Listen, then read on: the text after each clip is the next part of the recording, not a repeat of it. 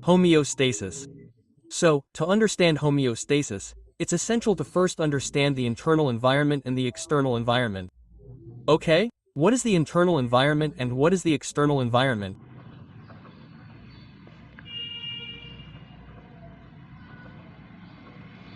Okay, look, this is our body. Okay.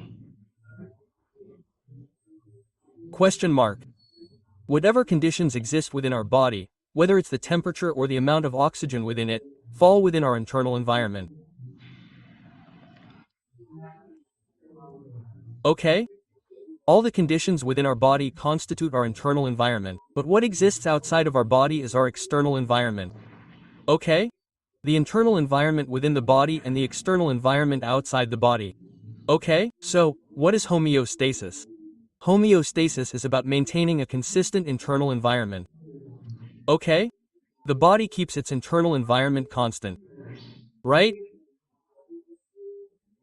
It may be getting colder or hotter outside, but the body maintains its internal temperature constant compared to the outside. Right? So, this is the body's ability? This is the body's ability to keep its internal environment constant. We call this ability homeostasis. Right? To maintain a consistent internal environment.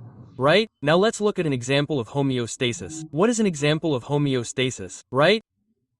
An example of homeostasis is temperature maintenance. Right? Temperature maintenance. Right? What does our body do? Our body maintains its temperature. Right? How does it maintain its temperature? It maintains its temperature in such a way that what happens in winter? What happens in cold weather?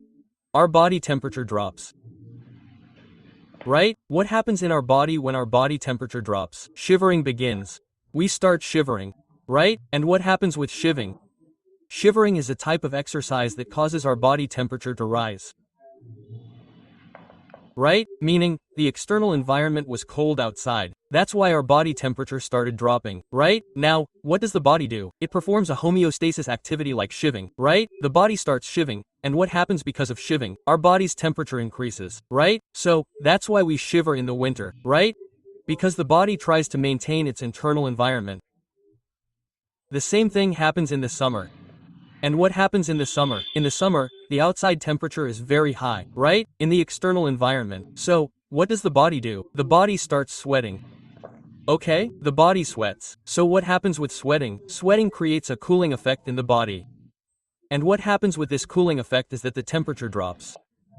Okay, so, what's happening in the external environment? The temperature is high, but what has the body done? The body has started sweating, thereby lowering the temperature of its internal environment. Okay? So, the body keeps its internal environment constant. Even if it's cold outside, it will keep its internal environment constant. Even if it's hot outside, it will keep its internal environment constant. How will it keep it constant? I've already explained how it can start shivering in the winter or sweating in the summer. Okay? So, this is our homeostasis to maintain a consistent internal environment.